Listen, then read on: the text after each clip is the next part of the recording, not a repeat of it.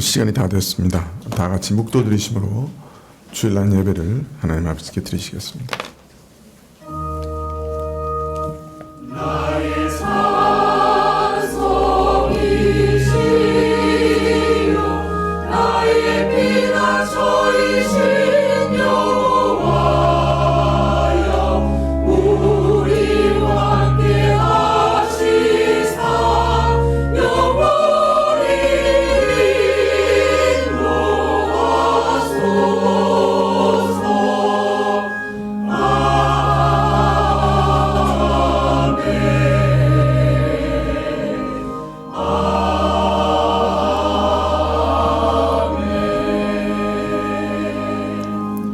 내가 여호와께 구하매 내게 응답하시고 내 모든 두려움에서 나를 건지셨도다.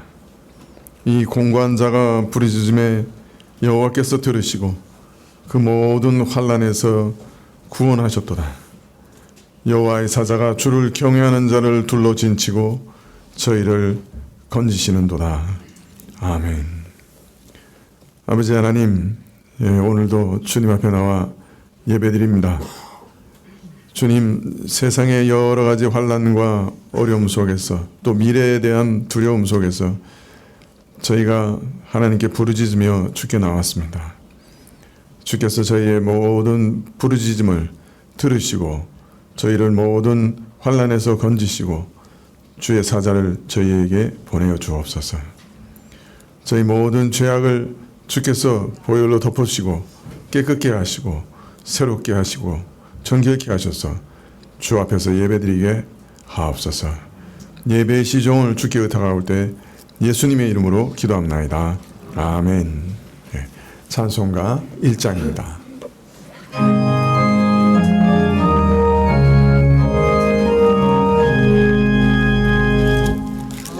천국의 근원 하나님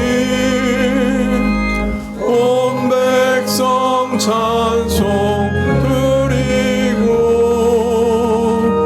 저 천사여 찬송하세 찬송 성부 성자 성령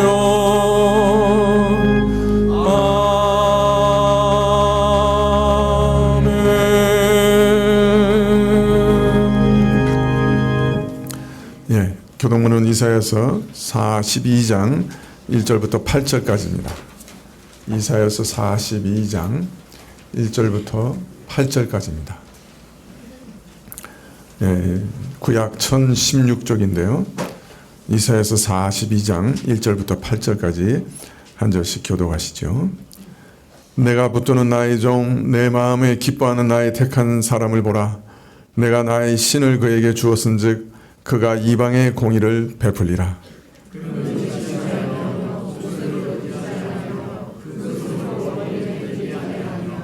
상한 갈대를 꺾지 아니하며 꺼져가는 등불을 끄지 아니하고 진리로 공의를 베풀 것이며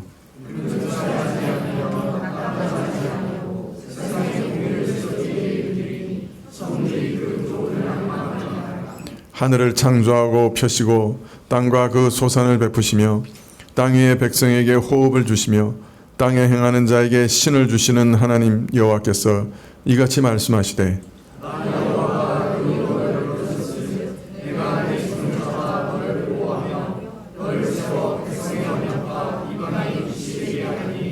내가 소경의 눈을 밝히며 갇힌 자를 옥에서 이끌어내며 흑암에 처한 자를 간에서 나오게 하리라. 나는 여호와니 이는 내 이름이라. 나는 내 영광을 다른 자에게 내 찬송을 우상에게 주지 아니하리라. 아멘. 사도신경으로 우리 신앙을 고백드리겠습니다. 전능하사 천지를 만드신 하나님 아버지를 내가 믿사오며 그 외아들 우리 주 예수 그리스도를 믿사오니 이는 성령으로 잉태하사 동정녀 마리아에게 나시고 본디오 빌라도에게 고난을 받으사 십자가에 못 박혀 죽으시고 장사한 지 사흘 만에 죽은 자 가운데서 다시 살아나시며 하늘에 오르사 전능하신 하나님 우편에 앉아 계시다가 백조리로서 산 자와 죽은 자를 심판하러 오시리라. 성령을 믿사오며 거룩한 공예와 성도와 서로 교통하는 것과 죄를 사하여 주시는 것과 몸이 다시 사는 것과 영원히 사는 것을 믿사옵나이다. 아멘. 98장 찬송가 98장 찬송하시겠습니다.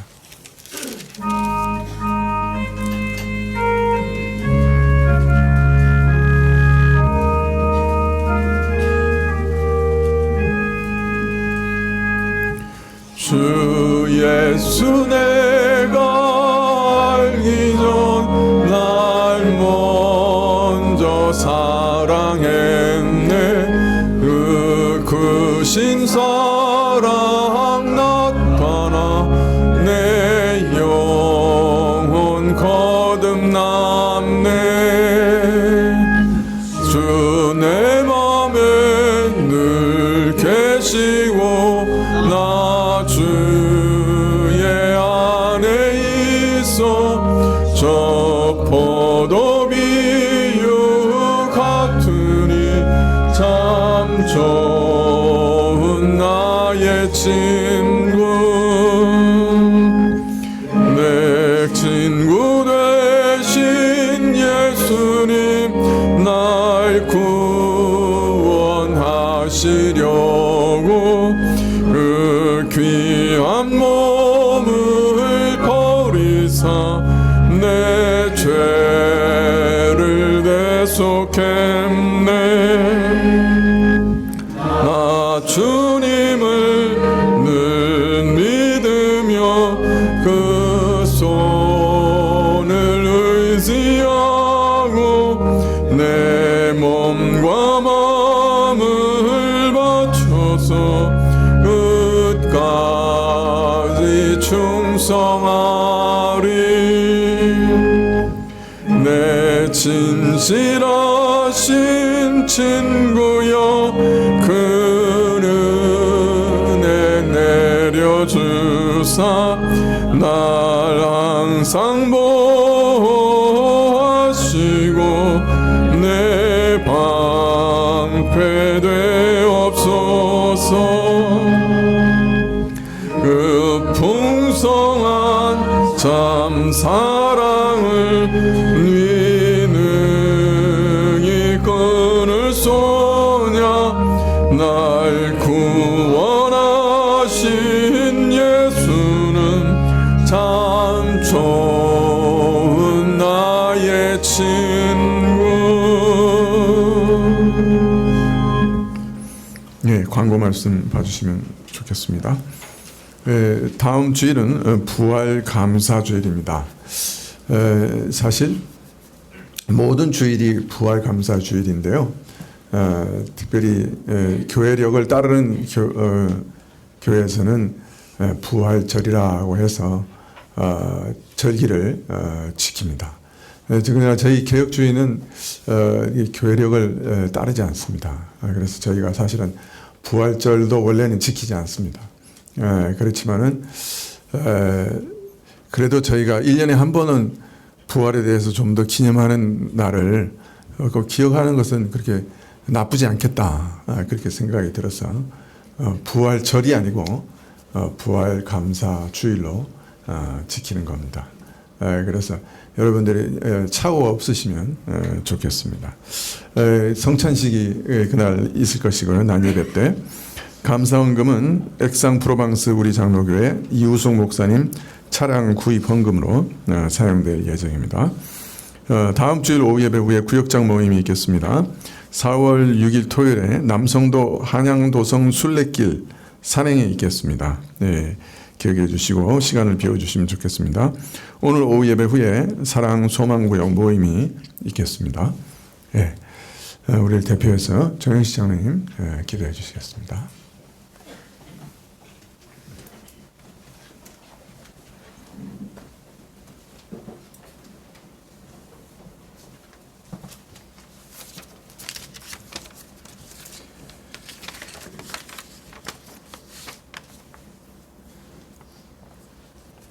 그가 찔림은 우리의 허물을 인하며 그가 상함은 우리의 죄악을 인함이라. 그가 징계를 받음으로 우리가 평화를 누리고 그가 채찍에 맞음으로 우리가 나음을 입었도다. 아멘. 하나님, 우리를 구원하신 하나님, 오늘 주일을 맞아 예배의 자리로 나올 수 있도록 인도하여 주셔서 감사드립니다. 지난 한 주간 우리의 삶을 되돌아보며 정직한 마음과 가난한 심령으로 하나님께 나아갈 수 있도록 은혜를 베풀어 주시기를 간절히 소망합니다. 하나님, 이번 주 고난주간을 맞이하여 예수님의 고난받으심과 십자가 달리심과 부활하심이 무엇을 말씀하시는지 우리에게 특별히 깨닫는 영을 허락하여 주옵소서. 하나님, 이번 한 주 우리의 분주한 삶을 내려놓고 우리를 우겨 싸는 것들을 잠시 내려놓고 골방에서 또는 십자가 앞에서 예수님의 고난과 부활을 특별히 묵상할 수 있는 은혜를 허락하여 주옵소서. 하나님, 올해 고난주간에 우리 가운데 주시는 하나님의 말씀을 깨달을 수 있는 은혜를 허락하여 주시기를 구합니다. 머리로만이 아닌 마음으로, 온몸으로 깨달을 수 있도록 깨닫는 영을 우리 가운데 부어주시기를 간절히 소망합니다. 그래야 우리가 하나님 앞에 더 가까이 나아갈 수 있는 은혜를 허락하여 주시고 우리를 새로운 지경으로 인도하여 주시기를 구합니다. 그래야 이 땅에 사는 삶 동안 우리의 삶이 주 안에서 참으로 복되게 하여 주옵소서. 하나님, 고난과 어려움 가운데 있는 이들을 위하여 기도합니다. 육신의 고통 가운데 있는 이들과 관계의 어려움 가운데 있는 이들을 만나주시고 치료의 강선과 이길 힘을 허락하여 주옵소서. 애매히 고난받는 이들과 나아갈 바를 알지 못하는 이들과 참 믿음을 얻기 위해 씨름하고 있는 이들에게 하나님 함께하여 주시고 말씀의 빛을 환히 비춰 주옵소서.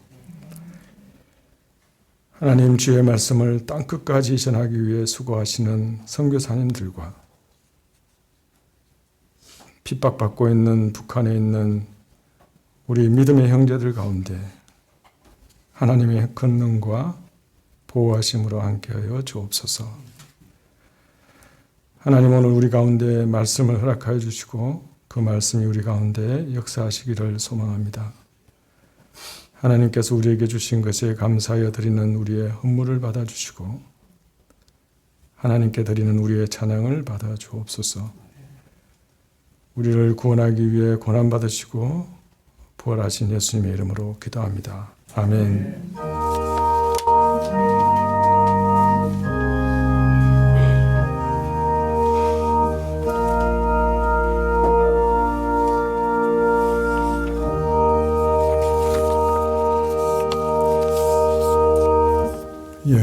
말씀은 누가복음 21장 1절부터 4절까지 말씀입니다. 21장 1절부터 4절까지. 신약 132쪽인데요. 누가복음 21장 1절부터 4절까지 제가 봉독해 드리겠습니다. 예수께서 눈을 들어 부자들이 연복에 헌금 넣는 것을 보시고 또 어떤 가난한 과부의 2렙돈 넣는 것을 보시고 가르사대 내가 참으로 너희에게 말하노니 이 가난한 과부가 모든 사람보다 많이 넣었도다. 저들은 그 풍족한 중에서 헌금을 넣었거니와 이 과부는 그 구차한 중에서 자기의 있는 바 생활비 전부를 넣었느니라 하시니라. 아멘.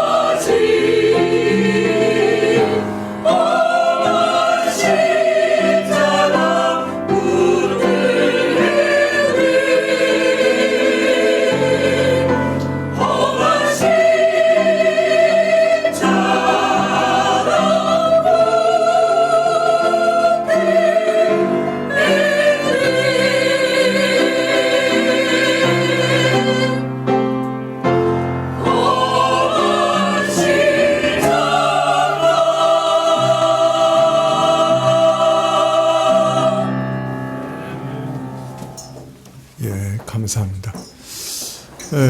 성경을 읽을 때 우리는 내가 읽고 있는 것이 신가 또는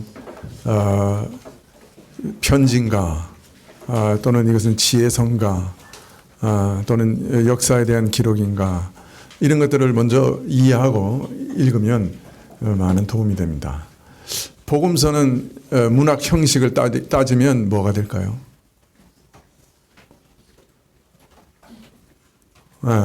많은 분들은 전기 이렇게 생각하실지 모르겠어요. 그러나 복음서는 전기가 아닙니다.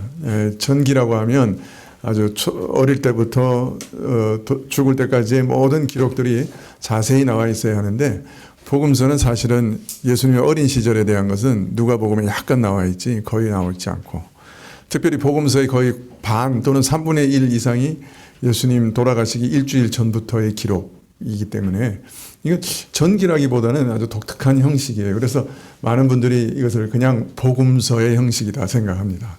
그리고 이 복음서에 기록되어 있는 이 모든 일과 말씀과 그 행위들의 순서가 사실은 시간 순서대로 기록되어 있지 않아요. 어떤 면에서는 복음이 뭔가를 알려주기 위한 의미의 순서로 기록되어 있어요. 그러니까 실제로 이 순서대로 이 사건이 발생했다 이렇게 이해하시면 안 돼요. 복음서를 기록한 사람들이 사실은 예수님의 복음을 가장 잘 드러내기 위해서 말씀과 행위들을 나름 성령의 인도하심을 따라 배치한 거예요. 그렇기 때문에 이 복음서와 같은 유형의 문학 형식은 어디에서도 찾아볼 수 없고 특별히 이 복음서에 있어서 다른 성경도 다 마찬가지지만 문맥은 굉장히 중요합니다. 문맥을 통해서 말씀하고자 하는 것이 굉장히 많은 거죠.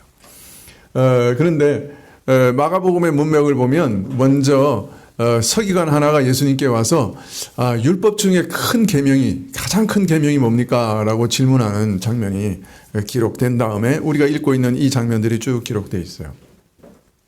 다른 말로 말하면 예수님이 가르치는 복음과 가장 가까운 성경 해석을 하는 사람들이 누구였냐면 당시 바리새인들과 서기관들이었어요. 그래서 이 서기관들은 율법에서 가장 중요한 게 뭔가 하는 것에 있어서 예수님과 일치했어요. 예수님께서 율법에 있어서 가장 중요한 것은 내 하나님을 온 마음과 온 뜻과 온 힘과 온 정성을 다해 사랑하고 내 이웃을 내 몸처럼 사랑하라 하신 그것이다 라고 얘기할 때 서기관들은 아주 기뻐하면서 찬동했어요. 맞습니다. 그것이 정말로 하나님의 헌법이고 율법의 강령입니다. 그리고 아주 그냥 찬동을 보냈어요. 그렇지처럼 서기관들은 우리가 조금 전에도 우리가 계속 읽어왔지만은 부활과 내세에 대해서도 예수님과 일치했죠. 천사의 존재에 대해서도 예수님과 일치했죠. 또 오늘 우리가 이렇게 쭉 읽어온 것처럼 율법에서 가장 중요한 게 뭔가 하는데도 일치했어요. 그리고 심지어는 메시아께서 다윗의 자손으로 오시리라 하는 것에도 일치했어요. 그래서 예수님께서 그 서기관에게 뭐라고 말씀하셨어요? 네가 천국에 하나님 나라에 매우 가깝다. 그렇게 말씀을 하셨던 거죠. 근데 문제는 가깝다는 말은 아직 천국에 들어간 것은 아니다는 거예요. 아주 가깝게 왔지만 아직은 천국에 들어간 건 아니다. 왜 그런데 아직까지 천국에 못 들어갔느냐? 그것은 첫 번째 예수님께서 그 이후에 시편 말씀을 가지고 질문하시면서 드러내시죠. 메시아에 대해서 다윗의 자손이라고 올바로 이해했지만은 그가 바로 하나님의 아들로서 하나님으로서 이 땅에 오시는 성육신의 비밀을 너희가 알지 못했고 하나님으로서 사람으로 오시는 그 비밀을 알지 못했고 그 메시아가 오셔서 하는 일 사람으로 오셔서 사람 대신 죽으시고 사람의 모든 죄를 속죄하시는 대속의 일을 너희는 깨닫지 못했다.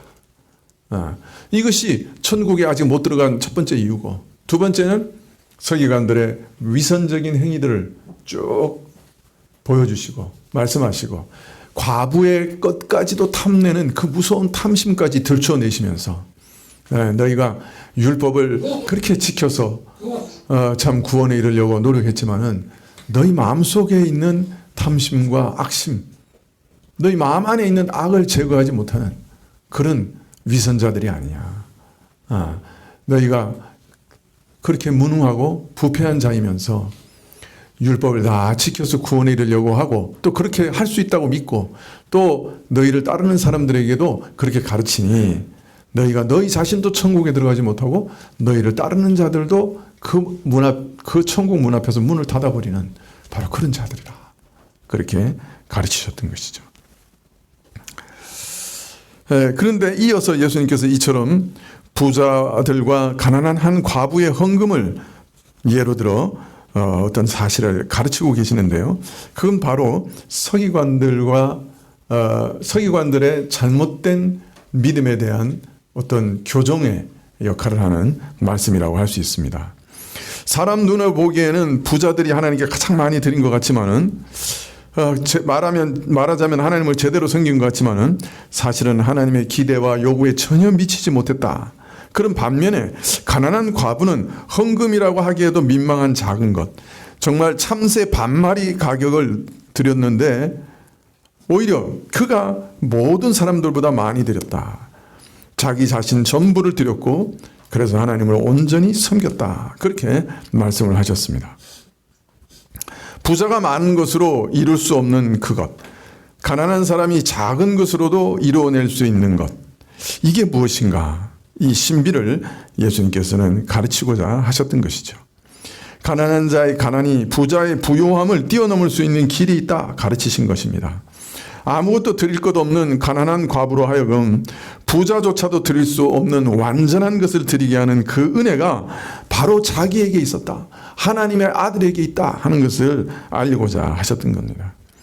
하나님께서 불의한 세리와 창기의 가난을 채워서 경건한 서기관의 의로움을 능가하고 부끄럽게 하시는 완전한 의를 그 아들을 통해 주신다고 하는 것을 보이시려고 했던 것이에요. 불의한 세리와 창기들이 그리스도를 통해 값없이 얻게 된 선물 받은 그 의는, 십자가의 대속의 은혜를 통해 주어진 그 의는 서기관과 바리새인의 모든 의를 능가할 뿐만 아니라 위선으로 그치고만 서기관의 의와는 달리 완전한 의라고 하는 것을, 하나님께서 연락하시고 받으실 완전한 의라고 하는 것을 가르치고자 하신 겁니다. 말하자면 과부의 헌금은 너희 의가 서기관의 의보다 낫지 아니하면 결단코 천국에 들어가지 못하리라 하신 말씀의 뜻을 드러낸 한 신뢰였다라고 할 수 있습니다. 이처럼 과부는 그리스도의 대속의 은혜를, 자신과 같은 죄인을 위해 메시아께서 대신 죽으시는 그 은혜를 믿고 의지하여 구원을 얻었고 그리스도의 의를 선물로 받았던 것입니다. 동시에 하나님께서 이처럼 자신을 구원하여 주셨고 온전한 의인으로 자녀로 받아주셨다는 것을 알고 감사함으로 헌금했던 것이고, 하나님께서는 이런 과부의 헌금을 그리스도의 보혈로 씻어 온전하고 정결케 만드시고 그 헌물을 받으셨던 겁니다. 과부 자신을 드린 것으로, 자신의 전부를 드린 것으로 연락하셨던 겁니다. 이처럼 가난한 과부의 헌금이 하나님께 연락받는, 하나님이 기뻐 받으시는 헌금이 될 수 있었던 이유는 단순히 그가 정성이 지극했기 때문도 아니요, 많은 분량을, 그러니까 100%를 드렸다는 것 때문도 아니요, 무엇보다 메시아의 대속의 은혜를 의지하고 그 은혜를 바탕으로 깔고서 헌금을 믿음 가운데 드렸기 때문에 하나님께서 받으셨던 겁니다. 또 이러한 메시아에 대한 믿음은 자신을 참으로 하나님께 전부 드리고자 하는 아름다운 헌상으로, 열매로 드러났습니다. 예수님께서 나를 핏값으로 사셨으니 나는 더 이상 내 것이 아니요 주의 것이라. 따라서 나는 더 이상 내 뜻대로 사는 자가 아니라 오직 주의 뜻대로 주를 위해 사는 자라. 나와 내 모든 것이 주의 것이요 내 소유가, 내 생존이, 내 인생이, 내 마음과 영혼과 육신 전부가 오직 주의 뜻을 따라 바쳐진 자라 하는 믿음으로 자신을 전부 드리는 헌상으로 고백되었던 것입니다. 하나님이 온 마음과 온 뜻과 온 정성을 다해 나를 사랑하셨으니 나도 온 마음과 온 뜻과 온 힘과 온 정성을 다해 하나님을 사랑하리라 하는 그런 아름다운 믿음의 고백의 열매로 이 헌금이 드러났던 것입니다. 과부가 언약궤에 넣은 헌물은 이러한 믿음으로 살아가는 성도의 삶의 연장이었고 그 일부였고 이를 대표했고 표징했고 고백하는 표였던 것이죠. 네, 교회에서 많은 분들이 오늘도 헌금을 드립니다. 오늘도 헌금하고 들어오신 분들이 많이 있을 겁니다. 근데 어떤 분들은 헌금할 때 이렇게 생각합니다. 아니, 목사도 먹고 살아야지. 그래야 그래서 좀 헌금도 해야지. 이렇게 생각해서 헌금하시는 분들이 있어요. 내가 교회 와서 점심도 먹고 교회 건물도 유지해야 되고 공과금도 내야 하니 헌금해야지 하는 분들도 있습니다. 감사합니다. 그러나 이런 생각으로 헌금하시는 것은 하나님께 드리는 헌금이 되지 못합니다. 그저 교회라는 단체에 주는 기부금에 그치고 맙니다. 또 어떤 분들은 하나님께서 나에게 많은 것을 주셨는데 감사해서 헌금해야지. 그런데 하나님이 주신 것 중에 10분의 1은 하나님의 것이고 10분의 9는 내 것이다. 그래서 10분의 9는 내 마음대로 쓰고 10분의 1만 하나님께 드리면 된다. 그렇게 교회에다가 헌금하시는 분들도 있습니다. 그러나 오늘 말씀을 보면 이런 생각도 잘못된 겁니다. 10분의 1을 드리는 것은 내 전부가 하나님의 것이라는, 그래서 하나님 뜻대로 사용하겠다는, 하나님께 드리겠다는 하나의 고백이고 표시인 거예요. 자, 그러면 하나님께 전부를 바쳐야 된다고 하는데, 그러면 전부 바친다는 말이 무슨 뜻이냐?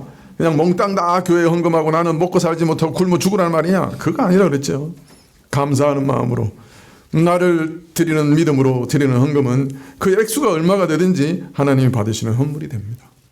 비록 부족하고 온전치 못해도 하나님께서 그 모든 헌금을 보혈로 씻어 정결하게 하시고 감사와 믿음으로 드리는 그 모든 것을 하나님께서 친히 연락하시는 거예요. 그래서 우리가 헌금을 드릴 수 있는 거예요. 그리스도의 은혜로 헌금도 가능한 거예요. 우리 거 받으실 수가 없어요. 다 더럽고 냄새나고 부족하죠. 그러나 그리스도의 보혈로 덮어주셔서 오늘도 우리의 헌금도 받으시는 겁니다. 자, 그런데 자기 자신의 전부를 드리는 이 헌상은 교회에 드리는 헌금만 아니라 정당한 용처에 쓰이는 모든 것이 다 그 안에 들어갑니다. 그게 하나님 헌물이 됩니다. 하나님 꼭 교회 헌금함에 넣지 않아도 하나님 받으세요. 하나님께서 내게 아이들을 맡기셨어요. 내게 자녀들을 맡기셨어요. 그럼 어떻게 합니까? 자녀들에게 필요한 용처를 따라 물질을 사용해야 되죠. 물론 내 자식은 내 거니까 내 모든 것을 다해 주리라 하는 이기적인 목적으로 그렇게 할 수도 있어요. 그러나 그건 하나님께 헌물이 되진 않죠. 그저 내 육적인 정을 따라 사용한 것에 불과한 거죠. 그러나 참 이 아이를 하나님께서 내게 맡아 양육하게 맡긴 자니 저에게 최선을 다해 주리라. 그래서 주의 교훈으로 양육하고 온전한 신앙인으로 자랄 수 있도록 내가 최선을 다하고 또 모든 물질도 공급하리라. 이렇게 생각한 모든 것들은 하나님께 드리는 헌물이 되는 거예요. 교회 헌금함에 안 넣어도 하나님 그거 받으시는 거예요. 제가 조금 이렇게 늘 기도하는 것 중에 하나는 우리 한국 교회 어머니들은 육정이 너무 강해요. 육적인 정이 너무 강하다고, 자식에 대한. 근데 뭐 정이 나쁜 건 아니에요. 그런데 육적인 정은요, 사실은 늘 옛사람의 거예요. 새 사람의 것이 아니라고요. 예. 그래서 이 육적인 정으로 아이를 대하다 보면요, 항상 이렇게 객관성을 좀 잃어버릴 수가 있어요. 그리고 나도 모르게 이 옛사람의 잘못된 것으로 아이에게 주게 될 때도 있어요. 그렇게 쉬워요. 여러분, 좀 어떤 때는 서양 사람들은 좀 자녀들과의 관계가 너무 쿨한 것 같죠. 그냥 대학만 나오면 나가 이러고, 그죠? 그리고 막 이렇게 하여튼 그것도 좀 안 좋은 것 같아요. 너무 정이 없는 것 같아요. 부모 자식 간에. 그렇지만 그 밑바닥에는 어떤 게 있냐면 이 아이는 내 게 아니다. 그리고 하나님이 내게 맡긴 자녀다. 라고 하는 그 어떤 그 신앙이 그 안에 자리 잡고 있는 거예요. 그러니까 그렇게 할 때 비로소 우리가 자녀들에 대해서 조금 객관적으로 볼 수 있는 눈이 열려요. 그리고 내게 맡기신 자녀에게 어떻게 최선을 다할까? 어떻게 하는 게 이 자녀들에게 최선을 다하는 것일까? 하는 오히려 더 지혜로운 뭐랄까요? 눈이 열린다고 할 수 있겠죠. 그래서 그 우리나라 어머니들은 정말 육정이 강하다고 하는 것은 어떤 때는 너무 아름답고 좋은 건데 그러나 그것도 옛사람이기 때문에 언젠가는 그게 부패함으로 드러나요. 그래서 자녀들에게 오히려 악영향을 끼칠 수도 있는 거죠. 그래서 하나님께서 어떤 때는 그 육정을 좀 이렇게 뭐랄까요? 포기하게 하세요. 신자들에게는. 그래가지고 자식한테 정남이가 떨어지게. 그래야지 좀 포기를 하거든.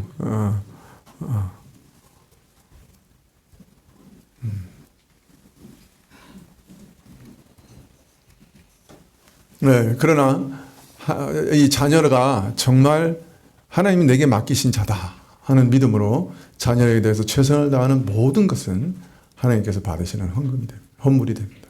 네. 또 부모를 공양하는 것, 그것도 부모에게 쓰이는 것, 그것도 하나님께서 받으시는 헌물이에요. 헌금이 돼요. 처자를 먹여 살리는 것뿐만 아니라 부모에게 드리는 것도 하나님의 헌금으로 받으십니다. 예. 또 이웃의 어려움을 가난한 자들에게 돕는 것, 이것도 하나님께서 심지어는 내게 구워주는 거다라고 말할 정도로 하나님이 받으시는 거예요. 그거 다 헌금이라. 그래서 꼭 교회 헌금함에 넣는 것만 헌금이 아니고 하나님이 참 선한 용처라고 말씀하시는 그 모든 것에 사용하는 것도 사실은 하나님이 받으시는 헌상이 된다. 우리가 그런 믿음으로 그런 일들을 하면 참으로 하나님이 받으시는 거죠. 우리가 지난 시간에도 말씀드렸지만 헌금 자꾸 그러니까 자꾸 돈만 생각하는데 사실은 헌상이 맞다 그랬죠. 하나님께 드리는 모든 것, 우리가 하나님께 드리는 모든 것, 그걸 헌상 또는 헌물이라 그렇게 말한다고 말씀드렸는데요. 그래서 우리가 실제로 돈만 드리는 거 아니고요. 주일 낮에 나와서 예배 드리는 것도 하나의 헌상이에요. 그래서 우리가 헌금은 돈을 드리는 거지만 헌상은 예배는 뭘 드리는 거냐? 시간을 드리는 거예요. 그러면 또 여러분들 이렇게 생각해요. 자, 물질의 10분의 1은 하나님의 것이고 시간도 하나님께서 일주일 중에 하루는 거룩하게 지키라고 하셨으니까 7분지 1은 하나님의 것이고 나머지 6일 동안은 내 마음대로 살아도 좋다. 그렇게 생각하는 분들이 있습니다. 그러나 그렇지 않죠.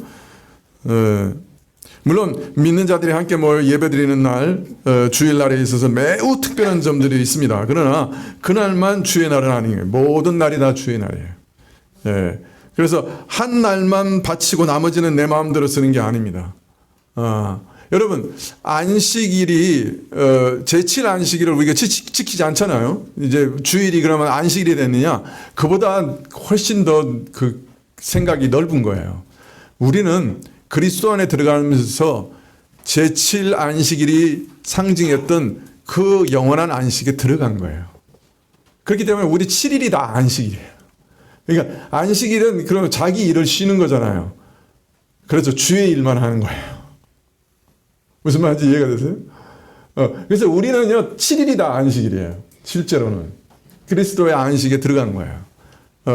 주일은 우리가 그러한 안식일 전통을 따라서 한 날을 정한 것이지만은, 주일에 부활한 날을 정한 것이지만, 그래서 우리가 더 이상 제7 안식일을 지키지 않지만은, 그러나 더 근본적인 이유는 우리가 주님 안에서 누리게 될 것을 상징했던 그 안식일에, 그 안식에 이미 우리가 다 들어왔기 때문에 더 이상 안식일 안 지키는 거예요. 그래서 우리는 일주일 전부가 다 하나님의 날이에요. 내 마음대로 쓰는 거 아니에요. 내 일을 그치는 거예요. 이제 주의 일을 하는 거예요. 내 삶이 모두 다 주의 일이 돼야 돼요. 그렇게 생각하면 우리가 안식일을 매번 파괴하고 살고 있는 거예요.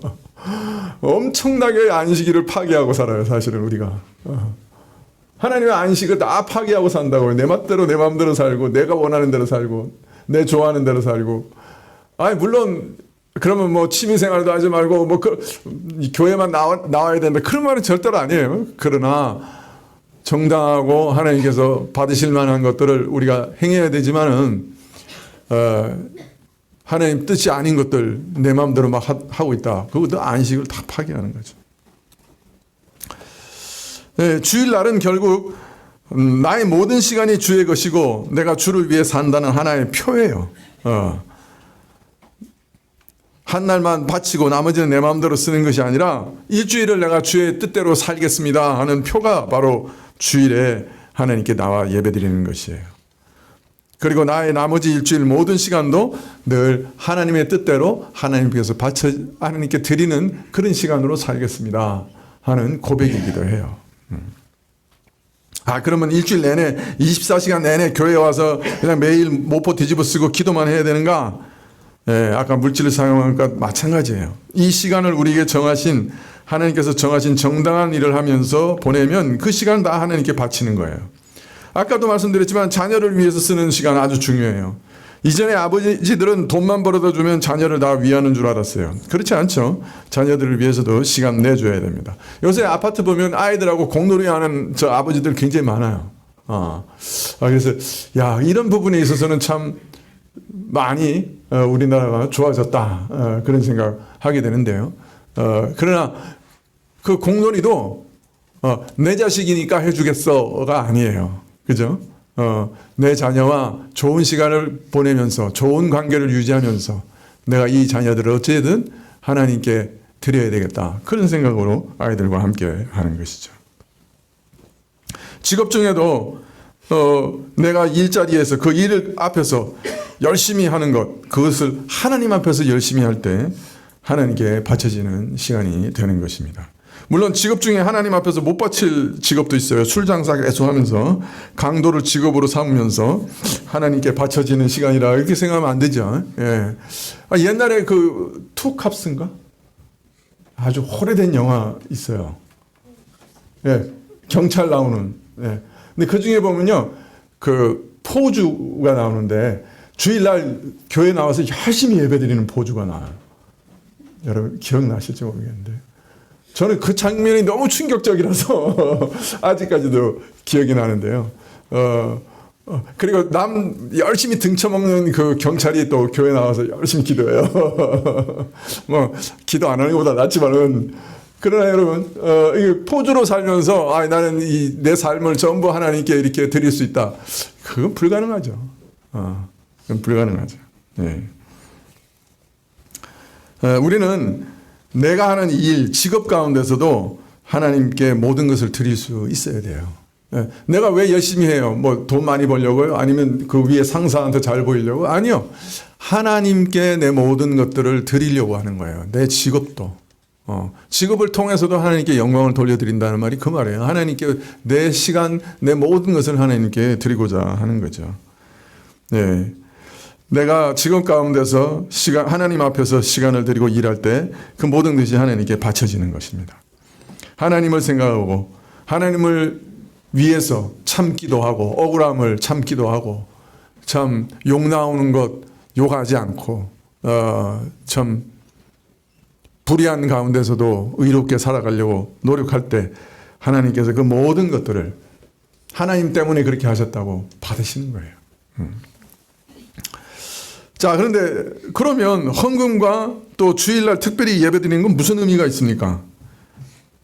아니, 다 내 삶이 다 주님의 것이고 내가 쓰는 돈이 다 주님께 드리는 거고 내 시간이 다 주님의 것이고 내 시간 쓰는 게 다 주님을 위해서 쓰는 건데 주일날 헌금 드리는 거하고 또 주일날 예배 드리는 것은 뭐가 다르는 거예요?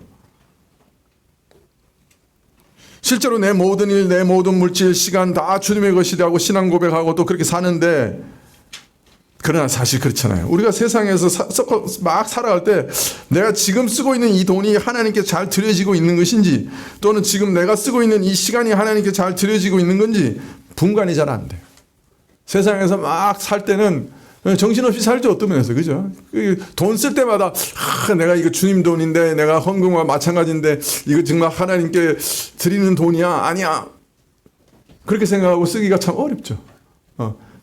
그냥 어떤 면에서는 흘러가면서 그 일들을 계속 하고 있는 거예요. 습관으로 하고 있는 거죠. 그런데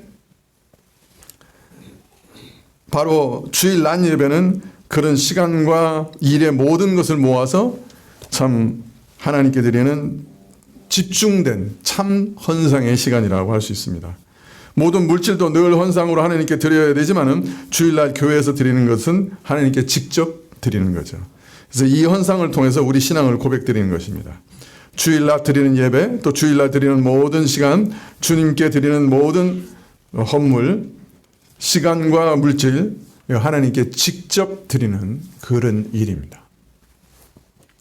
예수님께서는 과부가 이런 헌상의 의미를 참으로 깨닫고 믿음 가운데 헌물하시는 것을 보시고 많은 부자들에게 보지 못했던 믿음을 보시고 제가 누구보다 많이 헌물했다 그렇게 칭찬하셨습니다. 왜냐하면 자신을 믿음 가운데 하나님께 드리는 헌신의 참 예물을, 자기 자신을 하나님께 드리는 헌신의 참 예물을 과부를 통해서 보셨던 거예요.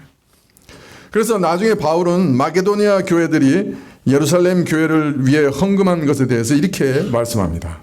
고린도후서 8장 5절에 보면 우리의 바라던 것뿐 아니라 저희가 먼저 자신을 주께 드리고 또 하나님의 뜻을 쫓아 우리에게 주었도다. 교회 헌금했는데요. 그러나 이 헌금을 바울은 어떻게 평가했느냐? 먼저 저들이 뭐를 하나님께 드렸다고요? 자기 자신을 드렸다. 그렇게 평가하고 있어요. 그러니까 이게 참 헌물이라는 말이에요. 성도를 섬기는 그 일을 마게도니아 교우들이 행했어요. 예루살렘에 곧 큰 흉년이 들 거라고 하는 예언이 교회에 주어졌고 그 흉년 때문에 마게도니아 교회들이 예루살렘 교회를 지원하려고 헌금을 했어요. 그런데 그 헌금에 대해서 먼저 자신을 주께 드린 다음에 하나님의 뜻을 쫓아서 우리에게 주었다. 그렇게 말합니다. 마게도니아 교우들은 먼저 자신을 주께 드렸어요. 나는 이제 더 이상 내 것이 아니요 주의 것이니 오직 모든 것이 주의 뜻대로 쓰이리라 하는 그런 믿음으로 연보를 드렸던 것이에요. 나 자신을 주께 드리겠습니다 하는 믿음의 표로 헌금을 드린 거예요. 다시 말씀드리지만은 교회에 드리는 모든 헌금은 신자가 하나님께 자신을 드리는 믿음의 표에만 합니다. 그래서 제가 헌금 기도할 때마다 안 빠지고 기도하는 게 뭐였어요? 저희 자신을 드리는 표로 이 헌금을 드립니다. 제가 헌금 기도할 때 거의 안 빠뜨리고 그 기도를 합니다. 그것이 헌금의 정신이기 때문에 그렇습니다. 다시 말씀드리면 교회에 드리는 모든 헌금은 신자가 하나님께 자기 자신을 드리는 믿음으로 바쳐야 하는 것이에요. 헌금이 많든지 적든지 상관없어요. 자기를 하나님께 바치는 그런 믿음으로 드려야 돼요. 헌금은 이처럼 신자의 믿음과 하나님에 대한 사랑과 헌신이 담겨 있어야 참 헌금이 됩니다. 기뻐 받으시는 헌물이 되는 거예요. 네. 자, 그런데 바울은 이 헌금의 또 다른 측면을 말하기를 헌금은 하나님께 바쳐진 것이다. 그렇게 말합니다. 아니, 목사님 무슨 두말하면 잔소리 아닙니까? 헌금을 하나님께 바치지 지금 누구한테 줍니까? 라고 물으실지 모르겠지만은 그러나 우리가 헌금의 이런 측면도 잘 이해해야 합니다. 마게도니아 교회들은 분명히 어려움을 당하는 예루살렘 교회를 생각하고 그것이 예루살렘에서 쓰이게 될 것을 알고 헌금했어요. 그러나 이 연보는 단순히 마게도니아 교회가 예루살렘 교회의 어려움만 생각하고 저들이 잘 쓰면 좋겠다고 생각해서 준 게 아니에요. 바로 예루살렘 교회를 위해 연보했지만은 그 연보를 통해 하나님께 드렸으며 하나님께 바쳐진 거예요. 자, 이게 하나님께 드렸기 때문에 이제 그 헌금은 누구 거예요? 네? 하나님 거예요. 교회 것도 아니고요. 그죠? 누구 소유도 아니고요. 하나님의 소유예요. 그래서 오직 하나님의 뜻을 따라 이 헌금을 예루살렘 교회에 보낸다고 말한 거예요. 마게도니아 헌금은 교회와 교회 사이의 일이 아니에요. 사람과 사람 사이의 일도 아니었어요. 근본적으로 하나님과의 관계였어요. 그래서 헌금을 드리는 자도 하나님께 바치는 거예요. 그런데 헌금을 통해서 도움을 받는 자도 누구한테 도움을 받는 거예요, 그러면요? 예? 하나님께 도움을 받는 거예요. 이거 자꾸 잊어버려요, 많은 사람들이. 어떤 분들은 교회의 도움을 받으면 자꾸 교회와 교우들한테 미안해해요. 내가 교회와 교우들에게 도움은 못 드리고 맨날 이렇게 교회에서 도움을 받네요. 아유, 목사님 너무 미안해요.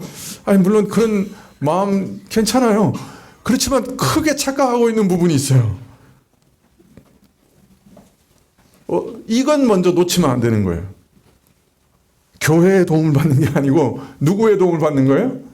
하나님이 그 필요를 지금 직접 채우고 계시는 거예요. 이걸 잊어버리면 안 돼요. 교회의 헌금은 하나님의 것이에요. 따라서 교회의 도움을 받는 것은 하나님의 도움을 받는 거예요. 그러니 교회에 미안할 게 아니라 하나님께 감사해야 되는 거예요.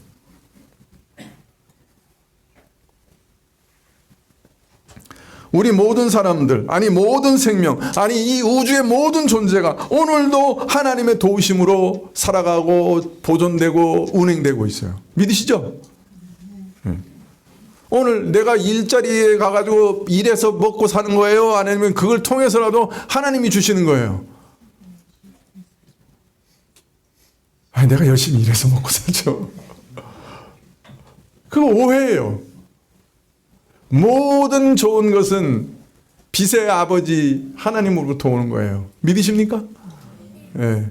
오늘 저 참새가 굶어 죽지 않고 비둘기가 날마다 왕성해서 우리 창문에다 똥을 왕창 쌓아놓고 가는 이 모든 일도 하나님의 은혜예요.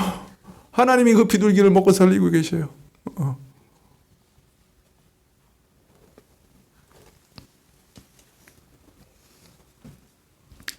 그 도우심 중에 교회를 통해 특별하게 직접 도우시기도 하는 거예요. 자, 그러니까 누구한테 감사해야 돼요? 하나님께 감사해야 돼요. 창피할 거 하나도 없어요. 저희가 대학 다닐 때요, 그땐 가회를 못했어요. 전두환 시절이라 가지고. 그런데 이제 등록금을 못 내는 친구들이 꽤 있었어요. 우리가 선교단체에서 예배 드리다가 이번에 등록금 못 내는 친구들이 있는데 좀 도웁시다. 그러면요, 모자 하나씩 들고 앞에서 쭉 섰어요. 등록금 못 내는 친구들이. 그럼 우리가 쭉 나가가지고 자기가 주고 싶은 사람 모자에다가 돈을 이렇게 넣었어요. 어떤 면에서 엄청 창피한 일이잖아요. 등록금 못 내가지고 앞에 쭉 서 있었으니까. 그러나 누구도 창피하다고 생각하지 않았어요. 왜? 하나님이 공급하시는 것이라고 믿었어요. 하나님이 주시는 거라고 믿었어요. 하나님이 나를 도우셨는데 왜 부끄러워요? 창피할 게 뭐가 있어요?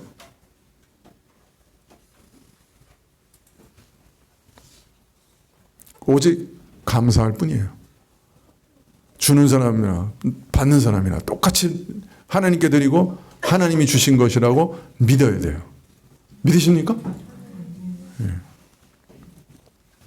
이것은 교회에 헌금을 드리거나 교회가 그 헌금을 사용할 때 반드시 기억해야 할 중요한 원칙입니다.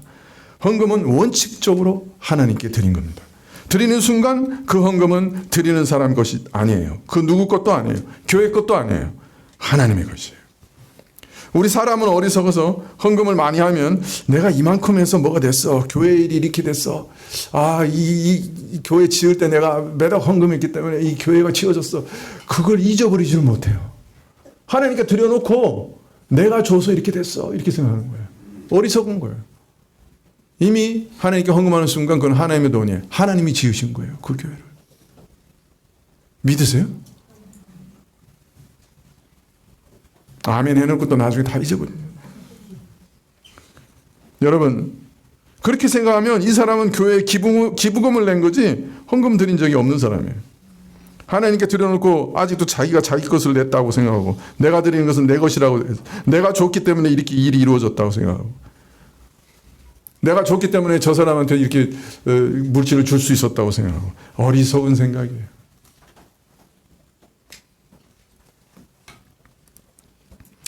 이전에 어떤 교회에서 싸움이 났어요. 헌금이 남아 있었어요. 두 파로 나눠가지고요. 내가 더 많이 가지고 내가 더 많이 냈으니까 내가 더 많이 가지겠다고, 내가 이만큼 헌금했으니까 내가 이만큼 가져가야 된다고 싸움이 났어요. 옆에서 보니까 가관이야. 교회가 싸움 난 것도 창피해 죽겠는데 헌금 낸 거를 갖다가 내가 이전에 이만큼 내가 많이 냈으니까 내가 가져가겠다고 그렇게 싸우고 있으니 어떤 사람은 또 더 과간인 게 헌금을 했는데 교회가 쓰는 게 마음에 안 들었어. 한 3억 냈는데 목사님 찾아와가지고 내가 헌금 3억을 냈는데 교회가 그 헌금을 쓰는 용처를 보니 내 마음에 안 들어요. 3억 내놓으세요. 내 돈 내놓으세요. 누구 돈인데? 하나님께 드렸으면 하나님이 받으신 거예요. 자기 돈 아니에요. 어떤 때는 귀한 마음으로 드렸는데요, 교회가 아주 이상하게 사용할 때도 있어요. 그런 일 없는 건 아니에요. 그러나 하나님은 이미 그 헌금 받으셨어요. 그거로 족한 거예요.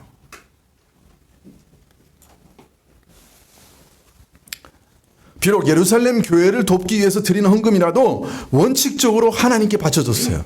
하나님의 소유고 하나님의 것이에요. 그리고 헌금을 받는 쪽도 원칙적으로 마게도니아 교회에서 받은 게 아니에요. 누구한테 받았어요?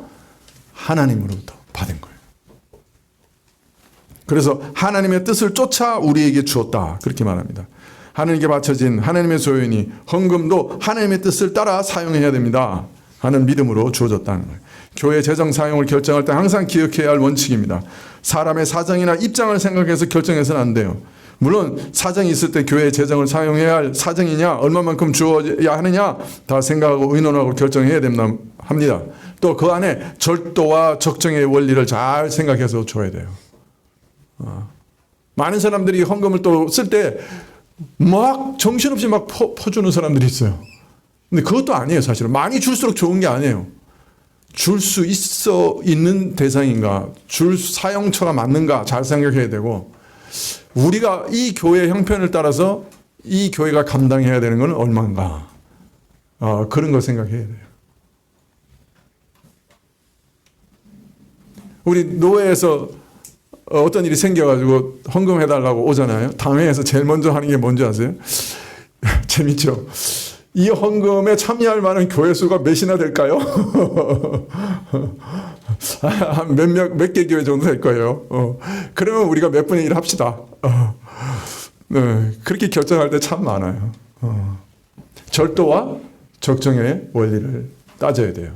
우리의 실력도 따져야 되고, 우리가 감당해야 할 부분이 얼마나 있는지 따져야 되고, 그죠? 얼마를 드려야 되는가도 잘 따져야 돼요. 아주 어려워요. 이런 일들이. 무조건 막 준다고 정말 하나님 나라 일이 일어나는 게 아니에요. 오히려 줘서 망쳐지는 일도 있어요. 선교사님 막 주면 좋을 것 같죠? 아니에요. 선교사님 막 주면요, 좋은 호텔 가가지고 커피 마시느라고 돈 다 쓸 수도 있어요. 미안해요. 우리가 다 그렇게 부패했어요. 돈을 줄 때 정확하게 이것이 어디에 쓰이는가 회계 보고 받고 잘 써야 돼요.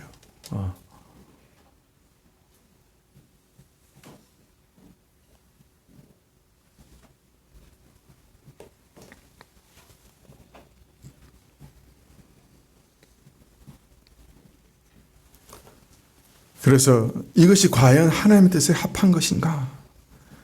또 우리는 이 일에서 어떤 부분을 감당하기를 원하시는가? 아무리 사정이 어렵다고 해도 하나님 뜻에 위배되는 것이면, 옳지 않으면 헌금을 사용할 수 없어요. 그래서 교회의 재정을 다루는 일은 지극히 엄중한 책임이 따르는 일이기도 해요. 바울은 마게도니아 교회가 환난과 극한 가난 가운데서도 하나님의 은혜를 따라 넘치는 기쁨으로 풍성하게 드렸다고 합니다. 동시에 그 아름다운 연보는 자기 자신을 하나님께 드리는 믿음으로 바쳐진 것이고, 오직 하나님의 뜻을 따라 쓰여지기만을 원하여 드린 것이다 하고 말하고 있습니다. 그래서 이것이 하나님이 받으실 만한 연보였다. 이런 원칙이 지켜지고 있었기 때문에 하나님이 받으실 만한 연보였다. 그렇게 말하고 있습니다. 교회 헌금이 참으로 아름다울 수 있는 것은 이것이 먼저 하나님께 자신을 드린 것이고, 하나님의 뜻대로 사용되는 원칙을 따라 결정될 때 아름다운 헌금이 됩니다. 하나님의 뜻에 따라 주께 드리고, 또 교회는 하나님의 뜻에 따라 그것을 사용하는 것, 이것이 가장 중요한 원칙입니다. 마가복음에 보면 예수님께서 연복의 앞에 계시다가 제자들을 막 불러 모으셨어요. 그리고 저 과부를 봐. 저 과부의 두 렙돈이 모든 헌금보다 많이 드렸어. 매우 예수님이 기뻐하셨던 것 같아요. 그러니까 제자들을 막 불러 모으셨죠. 네. 그러나 예수님께서는 이 과부를 직접 부르지는 않으셨어요.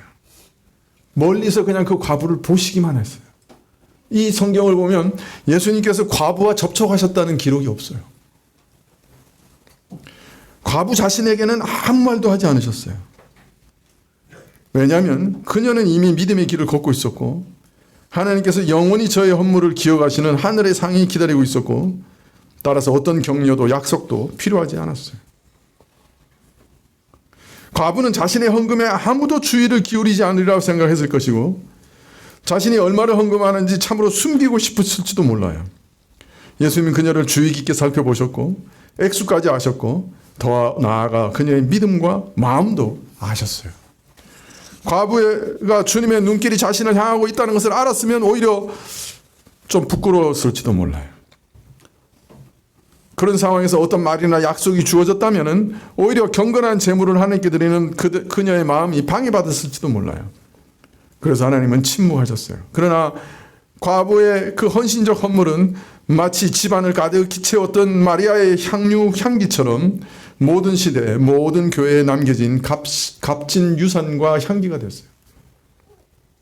떨린 손으로 드려진 두 렙돈, 그러나 절대적인 자기 포기와 헌신과 믿음과 감사의 예물은 부자들이 풍족한 가운데 많이 바쳐진 것과는 비교할 수 없이 많은 것을 드린 것이 되었고 오고 오는 시대에 주시는 귀중하고 아름다운 교훈이 되었어요. 비록 예수님께서 그녀에게 직접 아무런 말씀도 하지 않으셨고 칭찬도 않으셨지만은 자신의 전부를 하나님께 바쳤을 때 그녀는 아마 믿음 가운데서 기쁨 가운데서 그 일을 했을 겁니다. 이와 마찬가지로 우리가 하나님을 향해 바치는 모든 희생도 그것이 복된 줄 모르는 상태에서 드려질 때 더욱 복될지도 모릅니다. 이 땅에서 아무도 기억하지 않고 이 땅에서 아무런 보상도 주어지지 않고 하나님께서는 여전히 침묵 속에서 우리의 믿음과 헌신을 보시고 기억하신다면 혹 부족할지라도 그리스도의 보혈로 덮으사 받으시고 그 다음에 천사들을 불러 모아서 저를 봐라. 저가 그 누구보다 많은 헌물을 내게 주었다. 그렇게 칭찬하고 계실지도 모르죠. 오늘 예수님의 침묵은 하늘에서의 만남을 약속하는 것이었던 것처럼 이 땅에서 우리를 향한 하나님의 침묵도 하늘에서의 영광을 약속하는 것이기 때문에 참으로 복된 것입니다. 하나님께서 다 보시지만 이 땅에서는 여전히 우리에게 침묵하고 계십니다. 그러나 마지막 날에는 모든 것의 정체가 드러나게 될 것입니다. 기도하시겠습니다.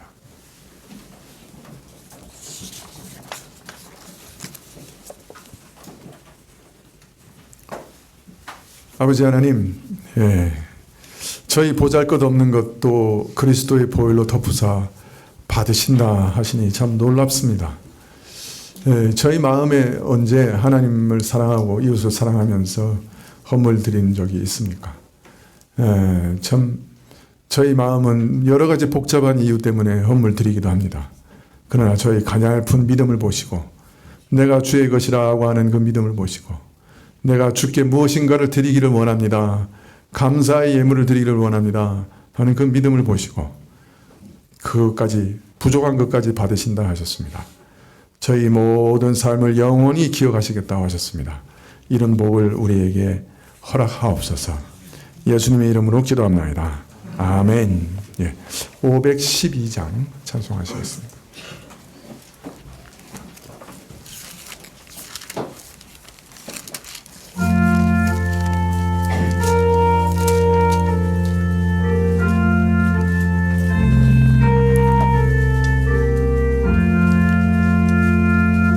내 주 되신 주를 참 사랑하고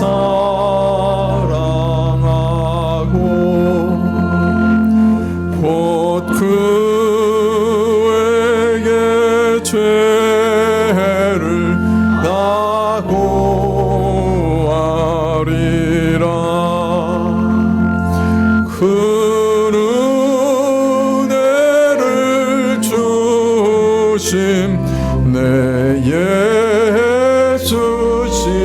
예수시니 이전보다 더욱 사랑합니다. 주 날 사랑하사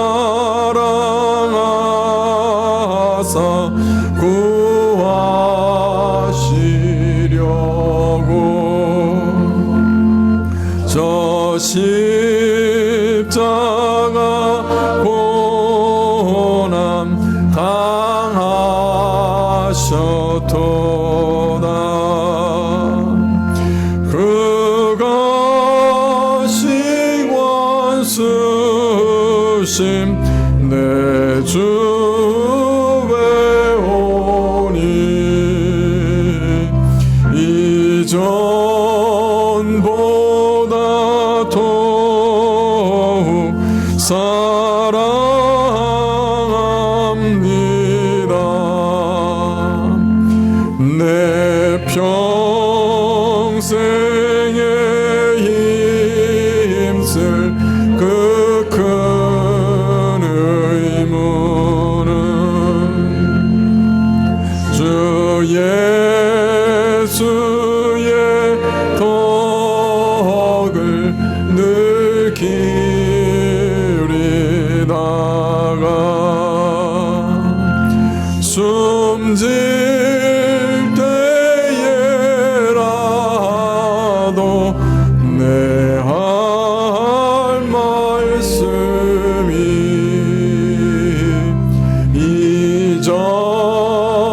이전보다 더욱 사랑합니다. 큰 영광의 구주 날 사랑하사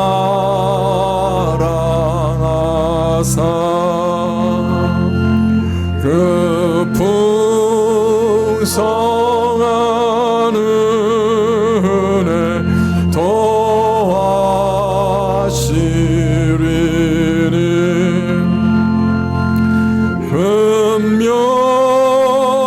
금멸유관 쓰고 늘 찬송할 마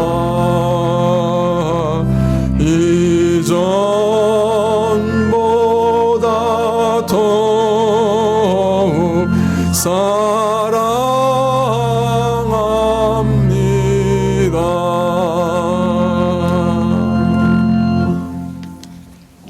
사랑합니다. 지금은 우리 주 예수 그리스도의 은혜와 하나님 아버지의 그 크신 사랑과 이 은혜와 사랑을 깨닫게 하시고 누리게 하시는 성령님의 교통하시고 역사하심이 우리의 사랑을 고백드리는 징표로 우리의 삶과 우리의 물질과 우리의 시간을 주님께 헌물로 올려드리기로 결심하며 머리 숙인 주의 백성들 위해 지금부터 영원까지 함께 계실지어다.